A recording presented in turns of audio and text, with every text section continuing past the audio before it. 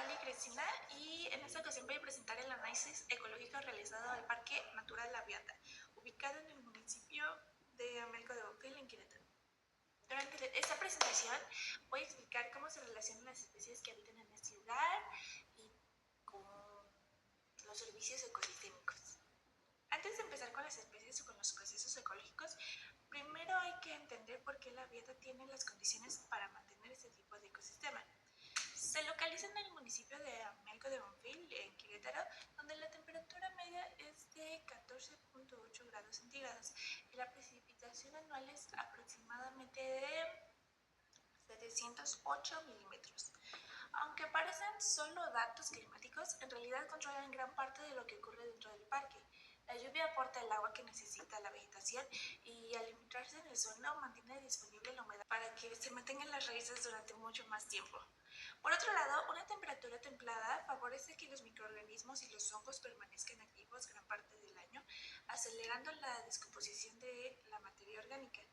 Es decir, desde el clima ya se empieza a definir qué especies pueden establecerse y cómo van a mover el agua y los nutrientes dentro de este ecosistema.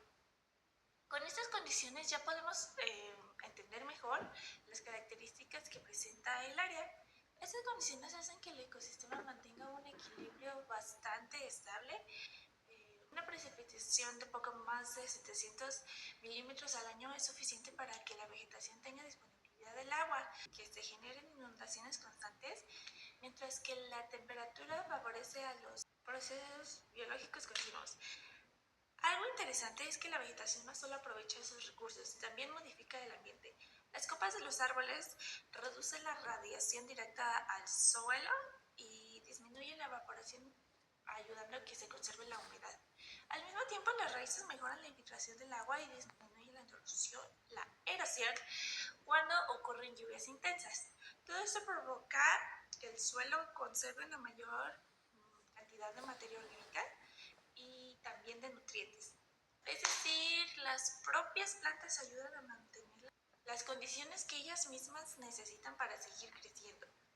Ese ambiente también permite que exista una comunidad muy variada de organismos, que justamente es lo que veremos a continuación. La importancia de esta biodiversidad no está solamente en el número de las especies presentes, sino de la función que desempeña cada una.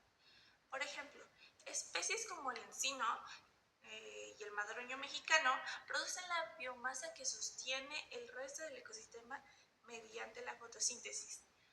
Parte de esa biomasa termina convertida en hojas, frutos y semillas que sirven de alimento para distintos organismos. Después aparecen los polinizadores como la mariposa monarca, que además de alimentarse favorece la reproducción de muchas plantas al transportar el polen entre las flores. Aves como el carpintero velletero ayudan a controlar poblaciones de insectos y también participan en la dispersión de semillitas, mientras que los mamíferos como el venado de cola blanca modifican la vegetación al consumir brotes y frutos, contribuyendo a la dinámica natural del ecosistema. Incluso organismos que casi no se observan, como los hongos, cumplen una función indispensable al descomponer la materia orgánica y devolver los nutrientes para que las plantas vuelvan a utilizarlos. Cuando se analiza cada especie por separado puede parecer que cumplen funciones independientes, pero en realidad todas forman parte de una red donde la pérdida de una población termina afectando a muchas otras. Hasta este punto ya conocemos las especies que habitan la Viata, pero la pregunta es, ¿por qué son importantes? La respuesta está en los servicios ecosistémicos, que son todos los beneficios que el ecosistema proporciona de forma natural. Uno de los más importantes es la regulación del agua. Cuando llueve, el agua no llega directamente a los arroyos ni escurre sobre la superficie. Primero es retenida por las hojas y las ramas de la vegetación y después se infiltra lentamente gracias a las raíces y a la materia orgánica acumulada en el suelo. Este proceso reduce la erosión, disminuye el riesgo de escurrimientos intensos y además favorece la recarga del agua subterránea. Incluso el parque cuenta con dos sistemas de captación de agua de lluvia con capacidad cercana a 315 mil litros al año, aprovechando ese recurso sin alterar su función natural. Otro servicio importante es la captura del carbono. Mientras las plantas realizan la fotosíntesis, toman dióxido de carbono de la atmósfera y lo almacenan en la madera, en sus hojas y raíces. Ese carbono permanece ahí durante años y solo vuelve al ambiente cuando la materia orgánica se descompone o cuando ocurre una perturbación como un incendio. También encontramos servicios de transporte como lo es el reciclaje de nutrientes y el mantenimiento de la biodiversidad, además de servicios culturales relacionados con la educación ambiental y también como el ecoturismo. Todos estos servicios dependen unos de otros. Si uno se altera, los demás también comienzan a cambiar. Esa relación se entiende mejor cuando observamos quién se alimenta de quién dentro del ecosistema. La red trófica permite seguir el camino que recorre la energía dentro del ecosistema. Todo comienza con los productores, que transforman la energía del sol en biomasa mediante las fotosíntesis. Esa biomasa pasa a los consumidores primarios, como lo son insectos, fitófagos y polinizadores que aprovechan las hojas, flores o néctar y polen. Después aparecen consumidores secundarios como el carpintero bellotero y el colibrí de orejas blancas, que se alimentan principalmente de insectos.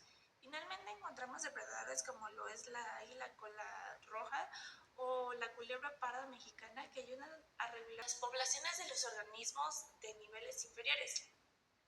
Algo interesante es que la energía nunca pasa completamente de un nivel a otro, sino que en cada transferencia una parte se utiliza para respirar, moverse, crecer o mantener las funciones del organismo, por lo que solamente una fracción queda disponible para el siguiente nivel trófico. Esa es la razón por la cual siempre existen mucho más productores que depredadores. Sin embargo, la energía no es lo único que circula. Cuando cualquiera de estos organismos muere, la materia orgánica vuelve al suelo y comienza otro proceso igual de importante. La pirámide ecológica ayuda a representar esa diferencia entre el número de organismos que existe entre cada nivel trófico. En la base se encuentran los productores, porque son el grupo más abundante y además representan la fuente de alimento para los demás niveles.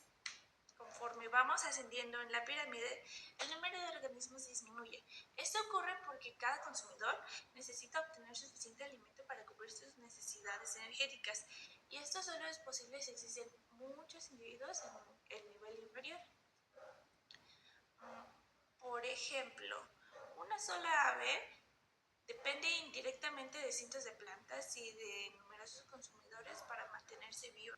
En este caso, la pirámide es de cantidad, por lo que representa una abundancia relativa basada en las especies registradas durante el estudio y no como un conteo exacto de los individuos. Aún así, refleja la organización que normalmente presentan los ecosistemas terrestres y complementa también la información observada en la red trófica. Hasta ahora hemos seguido el flujo de energía, pero además de la energía también circulan elementos químicos indispensables para la vida. Esto nos lleva a los ciclos biogeoquímicos. A diferencia de la energía que se pierde poco a poco en forma de calor, elementos como el carbono, el nitrógeno y el fósforo se reciclan constantemente dentro del ecosistema. Por ejemplo, el carbono cuando entra en las plantas lo capturan en dióxido de carbono mediante la fotosíntesis y lo convierten en las hojas, en los troncos y las raíces. Después pasa a los consumidores cuando estos se alimentan de la vegetación y finalmente regresan al ambiente mediante la respiración o cuando la materia orgánica comienza a descomponerse. En el caso del nitrógeno ocurre algo muy parecido, aunque con una diferencia algo importante. La mayor parte del nitrógeno se encuentra en la atmósfera, pero las plantas no pueden utilizarlo directamente. Primero tienen que transformarse en energía gracias a los microorganismos que están presentes en el suelo. Una vez convertido en formas asimilares, las plantas lo absorben por las raíces y continúa pasando entre los distintos organismos conforme se alimentan unos de otros. En el fósforo sucede algo diferente porque prácticamente no se tiene una fase atmosférica. Este alimento proviene principalmente de las rocas y del suelo. Conforme la materia orgánica se va descomponiendo, vuelve a quedarse disponible para que la vegetación la absorba nuevamente. Por eso conservar el suelo también significa conservar una parte de este ciclo.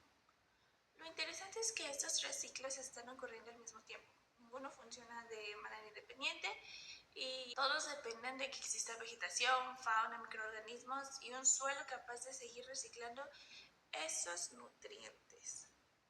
Después de integrar toda la información, fue posible obtener una idea mucho más completa de cómo funciona la biota. No solamente se reunió el listado de las especies, sino que también cada una pudo relacionarse con un proceso ecológico en específico. La presencia de árboles como el encino, quiebra hacha y el madroño explican gran parte de la producción de biomasa del almacenamiento del carbono. Al mismo tiempo, organismos como las abejas, las mariposas, el colibrí de orejas blancas participan en la polinización, mientras que especies como el carpintero bellotero ayudan al control de insectos y a la dispersión de semillas. Finalmente, los hongos completan el proceso devolviendo los nutrientes al suelo mediante la descomposición de la materia orgánica.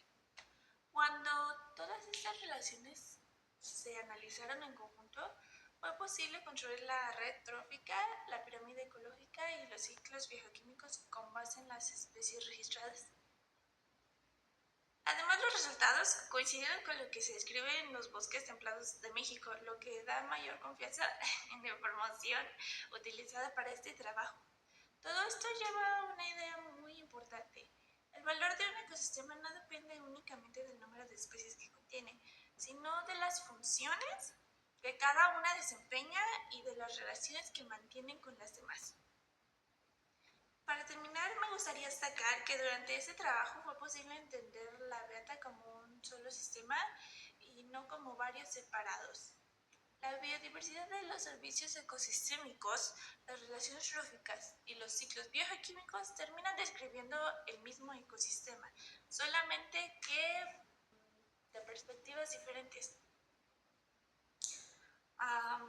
También queda claro que la conservación de una sola especie o de solo un recurso no garantiza el equilibrio del área. Lo que realmente mantiene funcionando el ecosistema es la interacción constante entre la vegetación, la fauna, el suelo, el agua y pues los microorganismos que habitan. Cuando alguno de estos componentes cambia, los demás también responden. Recuperar la cobertura vegetal no significa únicamente volver a tener árboles. También implica recuperar procesos como la infiltración del agua, la captura de carbono, el reciclaje de nutrientes y del hábitat de muchas especies. Por eso la restauración ecológica busca restablecer el funcionamiento completo del ecosistema y no solamente su apariencia. Y esto sería todo. Muchas gracias por su atención.